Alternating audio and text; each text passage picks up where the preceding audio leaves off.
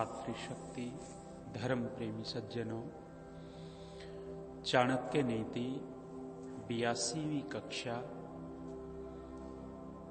आचार्य चाणक्य समाधि की बात कर रहे हैं। कहाँ, कब, कैसे समाधि लग जाती है। लिखा, देहाभिमाने गलिते विज्ञाते परमात्मनि, यत्र यत्र मनो याति तत्र तत्र समाधयः। दो बातें समाधि के विषय में आचार्य चाणक्य यहाँ कह रहे हैं। और समाधि का यदि हम साधारण सा अर्थ देखें तो समाधि का अर्थ है समाधान हो जाना। अपनी प्रत्येक समस्या का समाधान कर लेना या हो जाना ही समाधि है। व्यक्ति छोटी छोटी समस्याओं में उलझता है, यदि उसका समाधान कर लिया तो उतने अंश में उसकी समाधि है। और जब व्यक्ति जन्म मरण के बंधन से छूटने का समाधान कर लेता है तो ये सबसे ऊंची समाधि है। और इसी समाधि को प्राप्त करने के लिए परमेश्वर ने हमें मनुष्य का जन्म दिया है। आचार्य चाणक्य कहते हैं, देहा अभिमाने गलिते। जब देह के अभिमान का नाश हो जाता है, पहली स्थिति शरीर के प्रति बहुत ज्यादा आकर्षण इस जीवात्मा का है। समलिंग जो होते हैं उनके प्रति, एक दूसरे के प्रति, शरीर के प्रति आकर्षण रहता है। स्त्री पुरुष स्वाभाविक रूप से एक दूसरे के शरीर के प्रति आकर्षित हो जाते हैं। आचार्य चाणक्य कहते हैं कि जिस दिन ये आकर्षण नष्ट होगा, खत्म होगा, उस दिन समाधि की स्थिति में जीवात्मा अपने मन को पहुंचा सकता है। और दूसरे के शरीर के प्रति आकर्षण तो नहीं है, लेकिन स्वयं के शरीर के प्रति भी बहुत आकर्षण इस जीवात्मा का रहता है। अपने शरीर के प्रति कितना लगाव रखता है कि 24 घंटे में से लगभग 18-19 घंटे इस शरीर के लिए ही उद्योग कर रहा होता है। शरीर को खिलाना पिलाना, शरीर को नहलाना धुलाना, शरीर को अनेक प्रकार के परफ्यूम इत्र आदि का प्रयोग करके सुगंधित करना, बालों को अनेक प्रकार से संवारना सजाना, कितना सारा उद्योग इस शरीर के लिए ही चलता रहता है। आचार्य चाणक्य कहते हैं कि जब शरीर के प्रति जो अभिमान है, जो लगाव है, वो नष्ट हो जाता है, तब मन समाधि की ओर चलता है। पीछे भी मैं कह रहा था, शरीर के अंदर परिवर्तन होगा ही होगा। परिवर्तन होने का कारण है कि शरीर प्रकृति से बना हुआ है, और जो प्रकृति है ये परिणामिनी है, परिवर्तनशील है।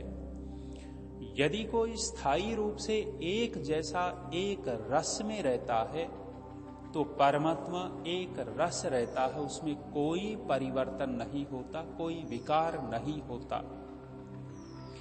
इसी प्रकार से जो जीवात्मा है, इस जीवात्मा के अंदर तात्विक दृष्टि से कोई परिवर्तन नहीं होता। परिवर्तन होता है तो प्राकृतिक वस्तुओं में होता है। तो शरीर में भी प्रकृति से बना होने के कारण परिवर्तन होता है। पंडित रामप्रसाद बिस्मिल अपनी जीवन गाथा में अपना जीवन प्रसंग लिखते हैं। वो लिखते हैं कि जब सत्यार्थ प्रकाश पढ़ा, आर्य समाज के संपर्क में आया, जीवन में बहुत कुछ परिवर्तन हुआ। और जो जीवन नावल पढ़ने में, सिगरेट पीने में और अन्य कार्यों में बीत रहा था, अब जीवन पुरुषार्थ में बीतने लग गया। रामप्रसाद बिस्मिल लिखते हैं कि जब सत्यार्थ प्रकाश पढ़ा और तीसरा समोल्लास पढ़ लिया कि ब्रह्मचारी का जीवन कैसा होना चाहिए, ब्रह्मचारी को क्या क्या नहीं खाना चाहिए, आदि आदि, उन्होंने नमक मिर्च पूरा ही छोड़ दिया, खटाई पूरी छोड़ दी और दिनचर्या बदल डाली। सुबह 4 बजे उठ जाते हैं, व्यायाम करते हैं, सोना भी है तो तख्त पर सोते हैं और एक कंबल बिछा करके सोते हैं, मुलायम बिस्तरे को छोड़ दिया। इतना सुंदर तपस्या पूर्ण जीवन जीने लग गए। सब प्रकार के खान पान जो विपरीत थे वो छोड़ दिए, व्यायाम बहुत अच्छे ढंग से कर रहे हैं। कह रहे हैं कि कुछ ही महीनों के बाद मेरा शरीर इतना सुंदर सुडौल हो गया, चेहरे के ऊपर लालिमा होती थी और जब गली से निकलता था तो लोग मुझे देखा करते थे। कैसा शरीर था और कितना सुंदर हो गया, रंग बदल गया। जीवन में कठिनाइयां बहुत आई उनके। एक समय ये भी रहा कि बहुत मेहनत करनी पड़ी। कहते हैं खेतों में हल चलाया, धूप में रहते थे, बहुत मेहनत करते थे। कह रहे हैं कि जो शरीर गोरा चिट्टा सा दिखता था, लाल दिखता था, वो कठोर मेहनत से, कठोर परिश्रम से, धूप में हल चलाने से रंग काला पड़ गया। आत्मा काला नहीं पड़ा, शरीर काला पड़ जाता है। शरीर में परिवर्तन होता है, परिवर्तनशील है शरीर। जो इस सिद्धांत को, इस नियम को समझ लेगा, व्यक्ति इस शरीर के प्रति इतना आकर्षित नहीं होगा। हाय मैं तो काला काला पड़ गया, कहां राजस्थान में आ गए, यहां तो शरीर भी काला पड़ जाता है। ये इसका तात्पर्य है शरीर के प्रति बहुत लगाव है, गहरा लगाव है। मैं तो कमजोर सा हो गया, ये हो गया, माने मैं का तात्पर्य समझ रखा है शरीर। जीवात्मा अलग है, शरीर अलग है। जिस दिन शरीर के प्रति अभिमान नष्ट होगा, शरीर के प्रति लगाव कम होता चला जाएगा, आचार्य चाणक्य कहते हैं उस दिन समाधान होने शुरू हो जाएंगे, अर्थात समाधि लगनी शुरू हो जाएगी। जीवात्मा जिन समस्याओं में संसार में फंसा हुआ है, वे समस्याएं सुलझती हुई दिखाई देंगी। इसको वैराग्य की स्थिति कहते हैं। शरीर के, देह के अभिमान को दूर जब जीवात्मा कर लेता है तो ये वैराग्य की स्थिति है। जिस दिन अपने शरीर के प्रति लगाव कम होना शुरू हो गया तो समझिएगा कि संसार के विषयों के प्रति भी लगाव कम होना शुरू हो जाएगा। और वैराग्य की जो परिभाषा महर्षि पतंजलि ने की है, वो परिभाषा यही है, दृष्टा अनुश्रविक विषय वितृष्णस्य वशीकार संज्ञा वैराग्यम। कह रहे हैं कि जो देखे हुए, जो अनुभव किए हुए विषय हैं, खीर खाई, हलवा खाया, लड्डू खाए, जलेबी खाई है, रसगुल्ले खाए हैं, उनका अनुभव कर रखा है जीव ने, जीवात्मा ने जीव के माध्यम से अनुभव कर रखा है। ये कितने स्वादिष्ट हैं। अनेक प्रकार की चटनियां चाट रखी है जीव से, कितने प्रकार के अवलेह चाटे होंगे। कभी च्यवनप्राश खाता है, कभी और कुछ खाता है। वो क्या क्या स्वाद जीवात्मा ने इस जीव के माध्यम से चख रखे हैं, अनुभव कर रखे हैं। महर्षि कहते हैं कि जो अनुभव ले रखे थे, उन विषयों के प्रति वितृष्णा, उनके प्रति राग का कम होना, लगाव कम होना वैराग्य है। इसी प्रकार से हमने इस त्वचा से कितने प्रकार के स्पर्श कर रखे होंगे। मुलायम मुलायम बिस्तरे का स्पर्श कर रखा होगा या कोई और स्पर्श किए होंगे। उन स्पर्श को जीवात्मा भूल नहीं पाता। जो शरीर का स्पर्श करते हैं परस्पर स्त्री पुरुष, उन स्मृतियों को भूल नहीं पाता। महर्षि पतंजलि कहते हैं कि इन स्मृतियों का लोप हो जाना, उसके प्रति लगाव न रहना यही वैराग्य है। नेत्रों से कैसे कैसे दृश्य देखे होंगे, एक एक रूप सुंदर देख रखा था, भूल नहीं पाता। इसके भूल जाने का नाम ही, उसके प्रति लगाव कम होने का नाम ही वैराग्य है। शब्द कैसे सुने थे, अपनी बड़ाई प्रशंसा सुनी मंच पे बैठ करके, किसी के घर में गए तो बड़ी प्रशंसा हुई। वो जो शब्द सुने हैं जीवात्मा ने, वो इतने प्रिय लगते हैं प्रशंसा के, उनमें फंस जाता है तो वैराग्य खत्म हो जाता है। और जो उनसे छुटना शुरू हो गया तो वैराग्य प्रारंभ हो गया। तो महर्षि पतंजलि कहते हैं दृष्टा अनुश्रविक। जो दृष्टा का तात्पर्य है जो अनुभव कर रखे हैं विषय, उनसे वितृष्णा हो जाना। और जो दूसरों से सुन रखे हैं, हमने अनुभव तो नहीं किया था लेकिन सुन रखा है कि इंग्लैंड के अंदर एक इतना बड़ा टावर है, वहां जाकर के लोग फोटो खिंचवाते हैं, ये करते हैं। एक स्थान विशेष की प्रशंसा सुन ली। जब उसकी प्रशंसा सुनते हैं तो मन में इच्छा होती है कि मैं भी वहां जाकर के देखूं। और जो सुना हुआ विषय है उसके प्रति वितृष्णा हो गई, कोई इच्छा नहीं जगी कि वहां जाएंगे देखेंगे, कोई मतलब नहीं। ये वैराग्य की स्थिति है। और इस वैराग्य की स्थिति में एक और घटना घटित होनी शुरू हो जाती है। उसको कहते हैं आचार्य चाणक्य विज्ञाते परमात्मनि।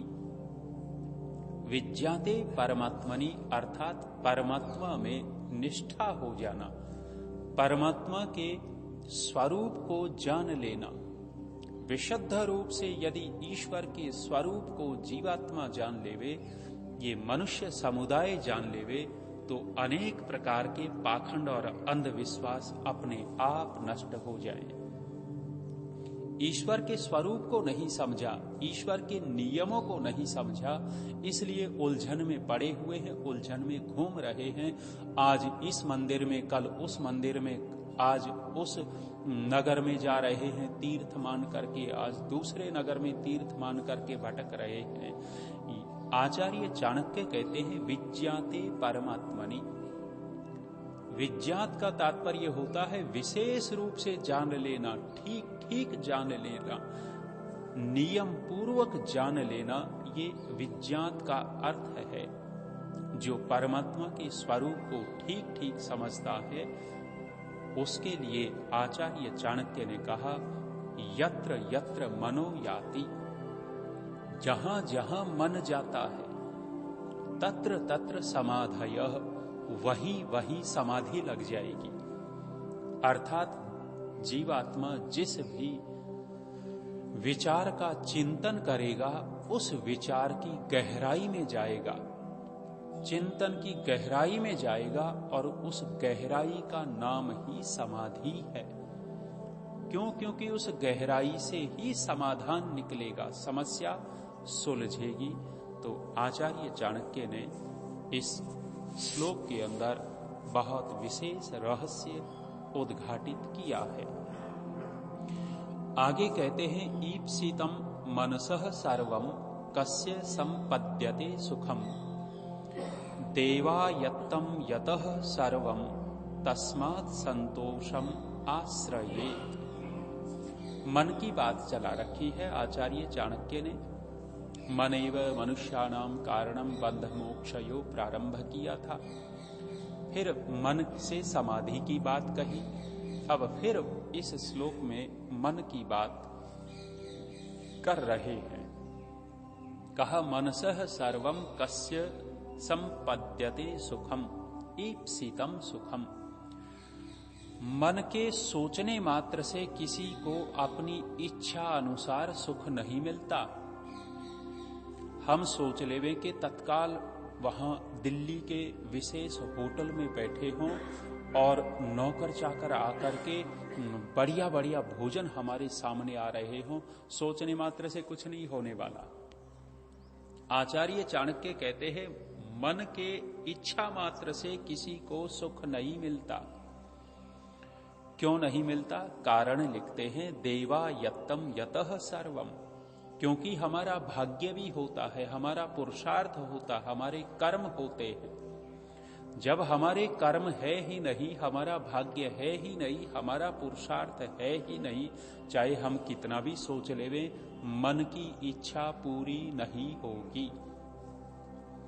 तीनों काम करते हैं यहां, भाग्य भी काम करता है, कर्म काम करते हैं और पुरुषार्थ काम करता है। यदि हमारा पिछला पुण्याशय नहीं है, पिछला पुण्याशय है नहीं और हम इच्छा कर रहे हैं, हमारी इच्छा पूरी नहीं होगी। हमारा पिछला पुण्याशय भी नहीं है, लेकिन हमने कर्म विशेष कर डाले हैं, हो सकता है उस कर्म के प्रभाव से इच्छा पूरी हो जाए।